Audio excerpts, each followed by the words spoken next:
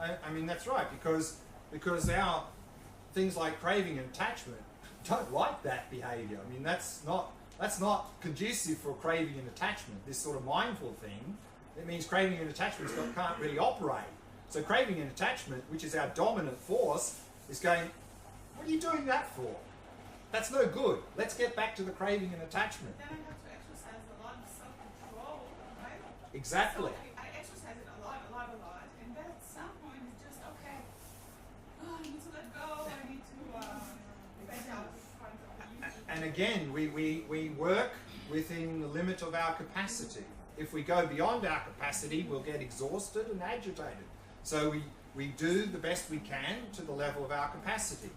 And if we are only doing this, and this is how often mindfulness is presented in the modern world, you know, usually it comes from Buddhist context, and they take it out and they say, here, take the mindfulness pill and everything will be okay. And then it's a struggle, because there's nothing more than just mindfulness. And what do I do with my craving and attachment and my bad habits and all these other things, you know? And then it's very much a struggle.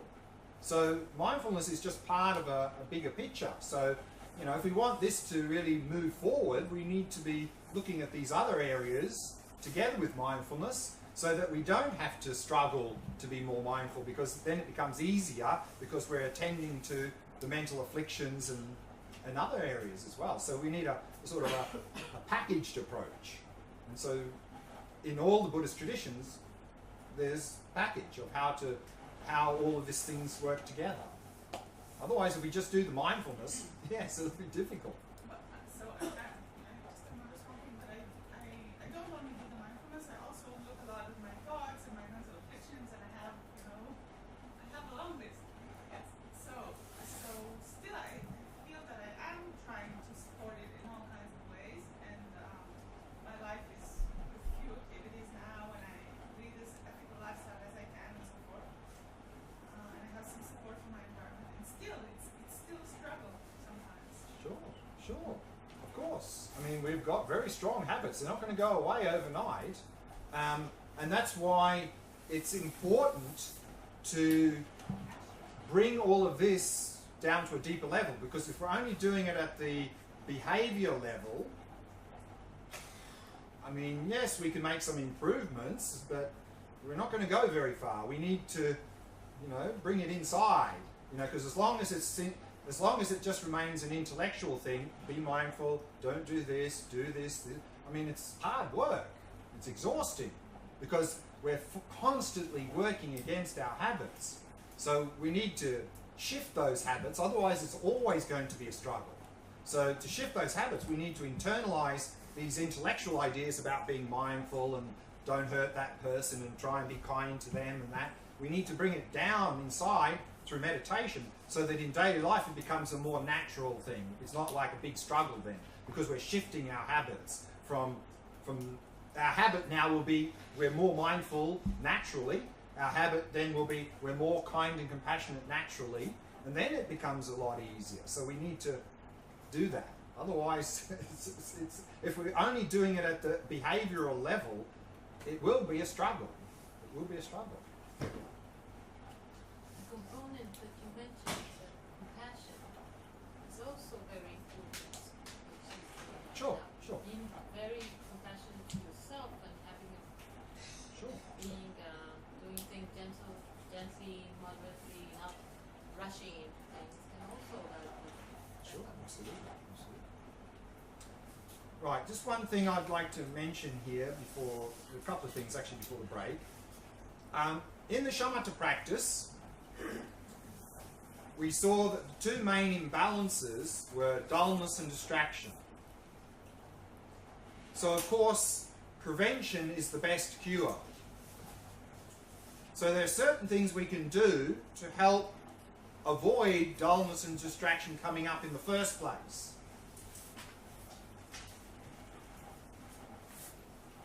And so, of course, we saw in terms of the posture is important, because if the back's not straight, we're sort of like this, there's going to be a high probability of dullness. So back straight, very good.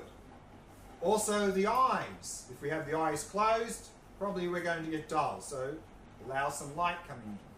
But also the environmental conditions we can control when we go home. So if where we're meditating is too hot or stuffy or dark, probably we're going to get very sleepy. So we can adjust the conditions that we meditate in to suit our disposition. So some people find less light better, some more light, cooler, warmer, so you can adjust this. And ideally, of course, to find a place with minimum noise, because noise for shamatha practice is a big distraction. And if you live in a place that is generally quite noisy, then we can use a little bit of modern technology to help. And I do this a lot. If I'm anywhere where it's noisy, I use noise-cancelling headphones. Very good invention. Noise-cancelling headphones. Big, right? Oh, no, you can have the small ones as well. There's ones you can stick inside your ear. I think Bose have got the small ones. Yeah. But noise-cancelling headphones, wonderful. Wonderful. So if you're in a noisy place, I mean, the good ones are quite expensive, but for me, well worth the money. I use them a lot if I'm in a noisy place to meditate. It really helps a lot. Of course, another reason that we often fall into dullness in meditation is we've simply lost interest in the practice. So if you find you're not enthusiastic about the practice, then we need to reflect on the benefits of the practice. Because if we really appreciate the benefits of any practice, we'll be very enthusiastic to do the practice, no matter how difficult it would be. And another reason that we often fall into dullness in meditation is we simply do not get enough sleep. Unfortunately, in our modern society, we have busy lives, we never have enough time for everything, so what we do is we cut the amount of sleep. 8 hours becomes 7, becomes 6, becomes 5, becomes 4 hours. And somehow we manage extra coffee, we can sort of manage, and then we collapse at the end of the day.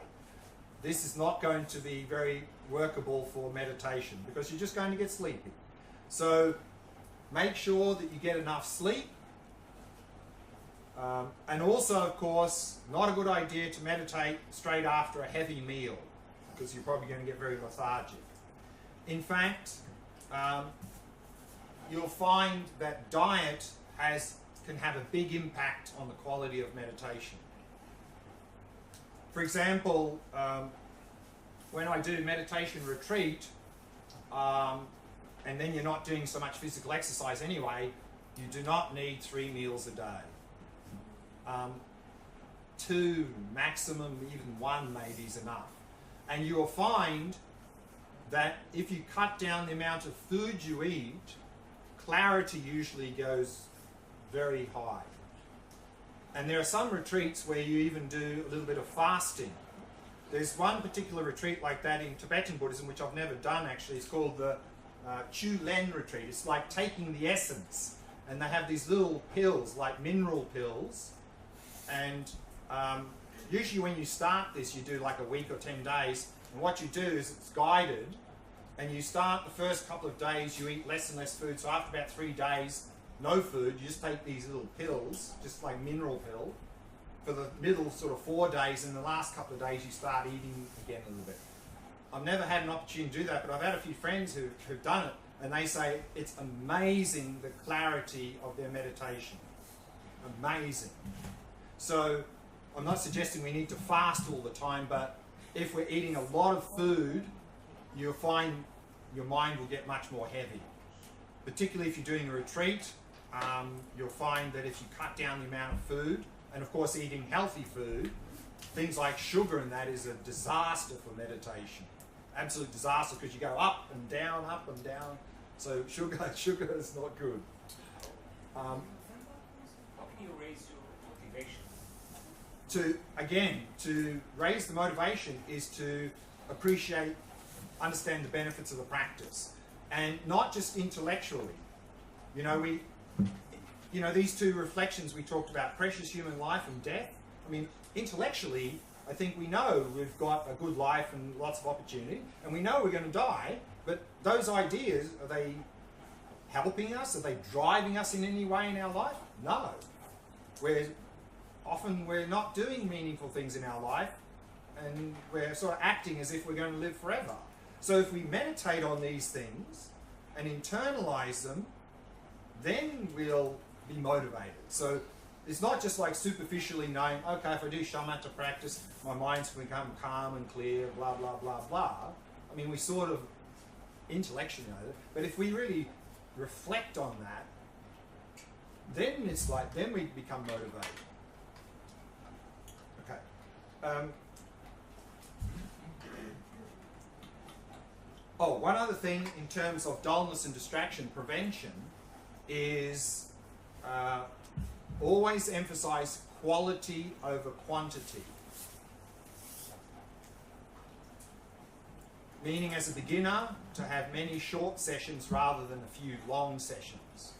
Because if we try and meditate too long, the last half of the meditation we're just going to drift into dullness or complete distraction.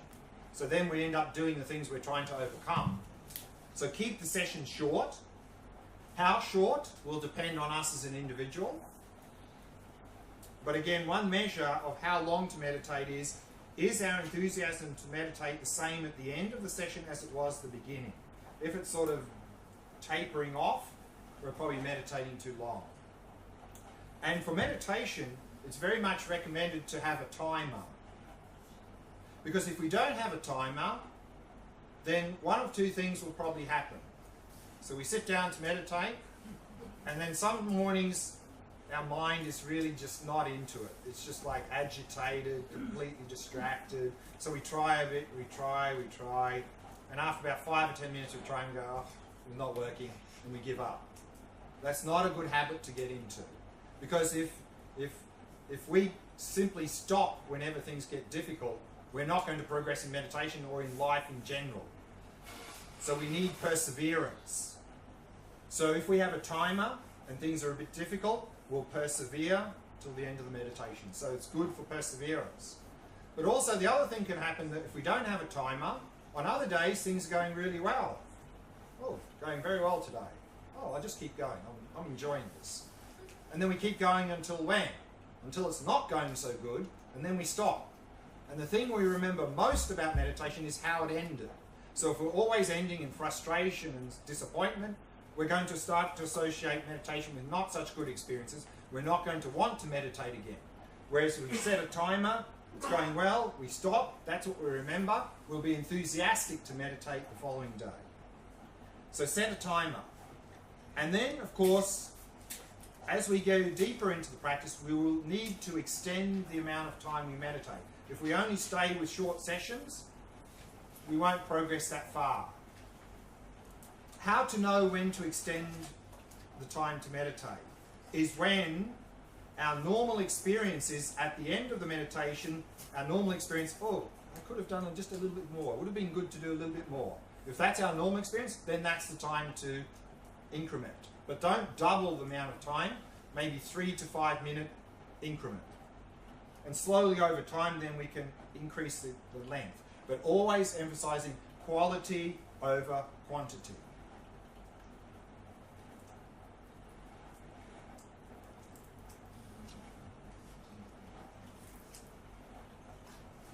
Okay, that's all I wanted to mention. Any questions regarding any of that?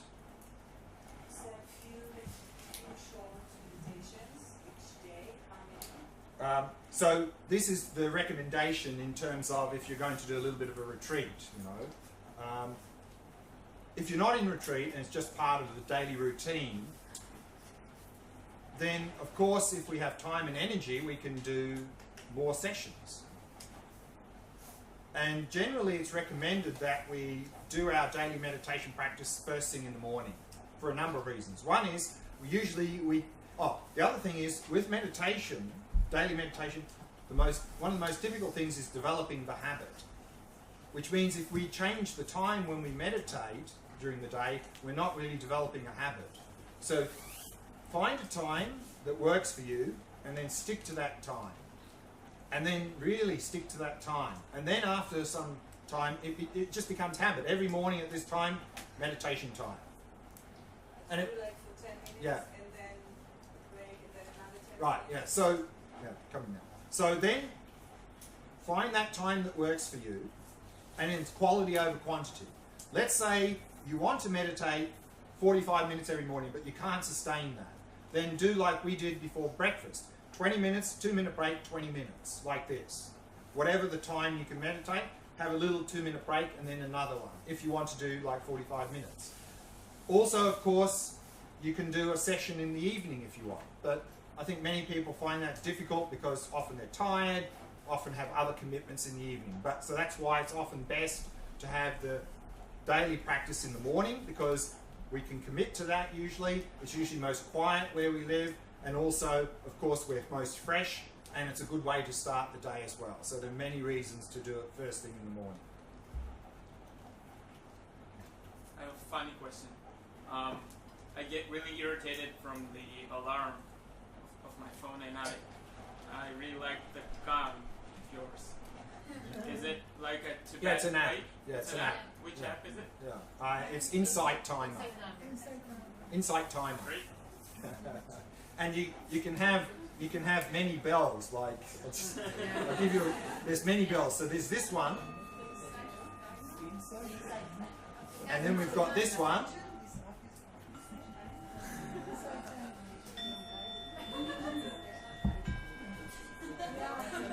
Amazing.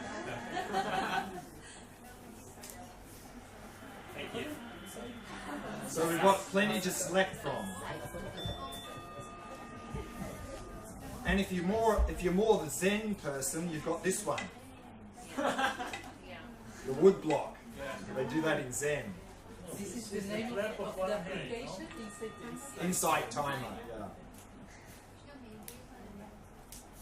Okay. Let's take a break. Come back at 3:30, and then I think Leora's got something to say. We meet in the tea. Tea room.